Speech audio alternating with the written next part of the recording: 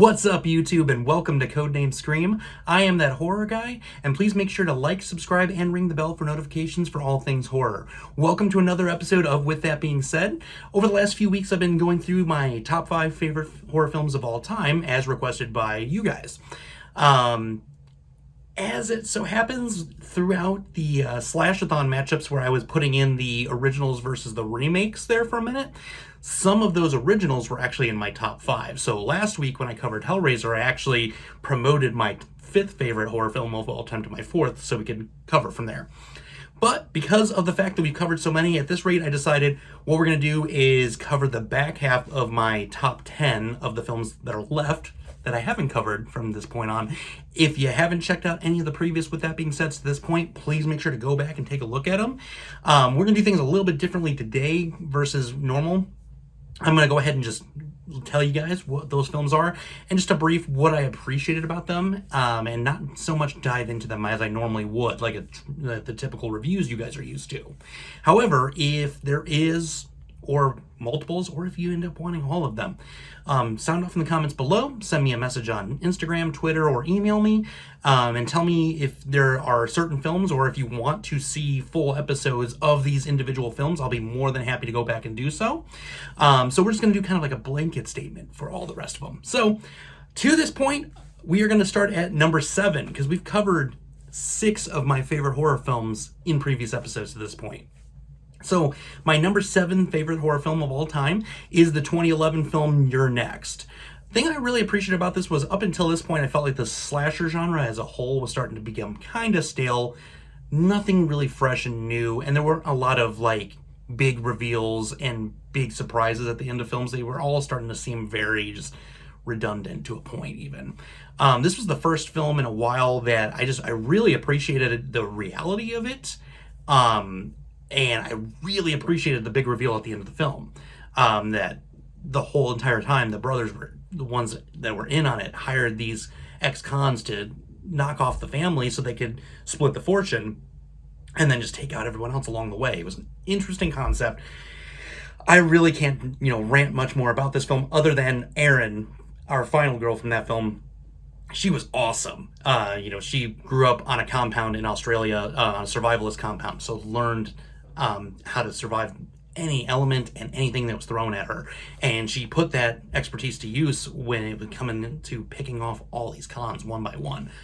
Awesome. I hadn't seen a really strong character like that, I would have to say, probably since I Spit on Your Grave, where the prominent female of the film is coming back and doing things 10 times worse than the people that were doing the things here. So I really loved that characterization as well, and I really appreciated the kills overall. Not overly gory, but they got the point across. There was some where it's just like when the guy comes through the window and she had the board set up with nails and he puts one through his foot. I've stood on a nail before. It hurts a lot.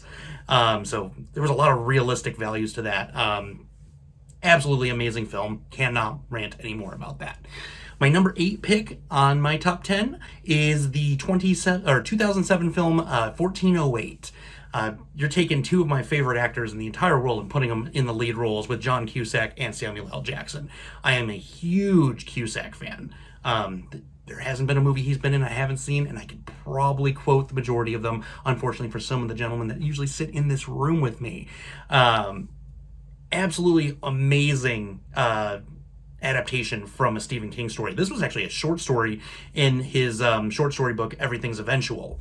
So they didn't have a lot of content to build off of, and they made this just beautiful film. Both just how they shot it was absolutely beautiful. The psychological aspect of it was more of a psychological thriller at the end of the day.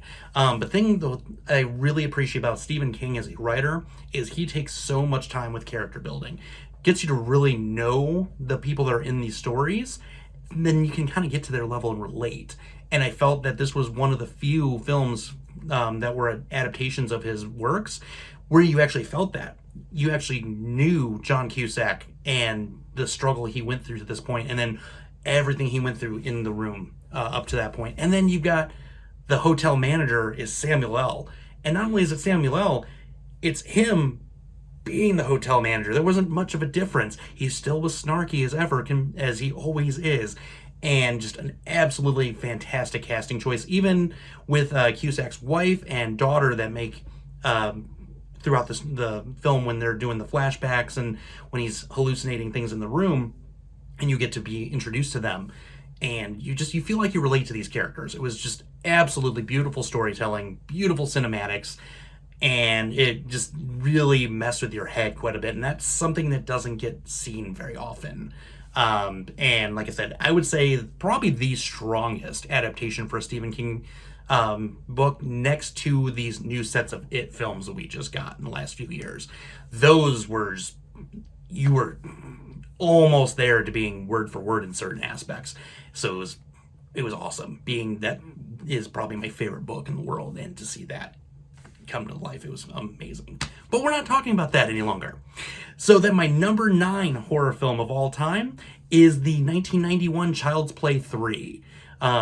I felt that this, out of every sequel we've gotten in the Child's Play series and the Chucky movies, if you would, this was the strongest next to Child's Play, the original. And I loved seeing the aspect of the teenager Andy. He's gone through his whole entire life traumatized by his childhood of this doll from multiple films prior, 2 films prior to, and just that whole character arc building was awesome. I love the fact that it was at the military school. I would honestly think if Arlie Ermy had been cast as the sergeant in charge of all the students there, that would have been awesome. That would have just made this even better. But we had a bunch of big name horror actors and actresses come in and do little appearances here and there. And Chucky was the snarkiest I think he ever was, period. Maybe getting into Bride of Chucky, and later on he started to get a little bit more snarky, but this was prime Chucky quotes. The kills were on point, and the use of still practical effects. There were a little bit of CGI here and there, but the majority of it was practical effects, and that was something I still love to this day. Practical is not used nearly enough in horror, or in any genre really at all anymore, and so when you do see it, it's very just refreshing as a whole. And Brad Dourif, amazing.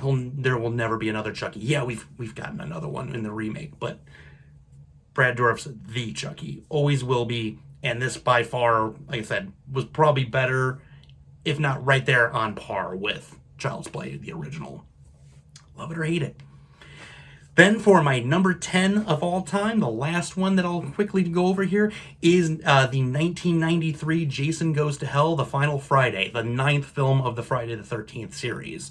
And a lot of people do not like this film as a whole. This is their least favorite. This has got a lot of fan backlash. This has got a lot of critic backlash. I, however, loved the story arc, especially the director's unrated cut. That's what really made the film for me and made it one of my favorites of all time. I really loved the aspect that Jason's been killed, but his soul is being transferred to whatever body. He can be whoever he wants to be, assuming whoever's carrying him transfers him properly. But I really liked that because he can be anybody. It's no longer this brute force in a hockey mask. It's it was a guy in the morgue. It was a cop. It was anyone they wanted to be. And it added to the horror element that I felt like those films were lacking at that point. The kills were absolutely brutal. I feel like they were some of the most brutal kills in the entirety of Friday the 13th as a franchise. Especially the tent scene with the girl and the guy. They're doing their thing and he puts that tent stake through and rips up. And just, whew. Brutal. The scene where the initial body transfer and it's the guy in the morgue and he eats the heart, it still turns my stomach thinking about it. And even that scene, I actually have to look away from it because those practical effects, they were just on point and just so gross. But it was such a good film as a whole. It gave us what ended up being Freddy versus Jason. We have got Jason's mask on the beachfront at the very end of the film, and Dog's checking it out, runs away, and then you see Freddy's hand pop up, you hear the laugh, and he pulls it into the ground with him. And that's actually Kane Hodder's hand in Freddy's glove doing that for that scene, as I mentioned in a previous episode. So, as a whole, that movie, just fresh take on Friday the 13th, absolutely awesome concept. And I just don't feel like it gets a lot of the credit that it deserves as a whole. A lot of people have a lot to say about it, and I get it. It's going back to how Friday the 13th Part 5 was, where Part 5 ends up being Tommy was more or less the killer, and it was a whole, like, you never really saw Jason. It was him doing things, and I get it. As a horror fan, I get it. As just anyone that reviews these films as a whole, I get it. You go to a Friday the 13th film expecting Jason, so when you're not really getting Jason, it takes away from it. I get that. However, I felt compared to 5, where Jason wasn't not there, and again here with Jason Goes to Hell, it was awesome. It was a fantastic take. Cannot rant again. But as I said in the beginning, I will be more than welcome and happy to go through any of these films in a long form like I normally would. So if there's one in this list that you guys want to see more of, or if you want to see all of them, either way, I'm happy to do so. Just let me know. As I said, sound off in the comments below. Send me a message on Instagram, Twitter, or email me. Just tell me, hey, I want to see more of this. I'll be more than happy to do that for you guys. I've got some big things planned rolling into April, is why we kind of just did this quick blanket episode for you guys. We got a lot of things coming up here in April. I'm not going to spoil any of that yet, because you guys will find that out tomorrow night for our live Slash-a-thon finale. I've got a bunch of big announcements I'm going to do on top of all the fun we've got planned. So make sure to tune in for that at 9 p.m. Central Time. And with that being said, scare you later, YouTube.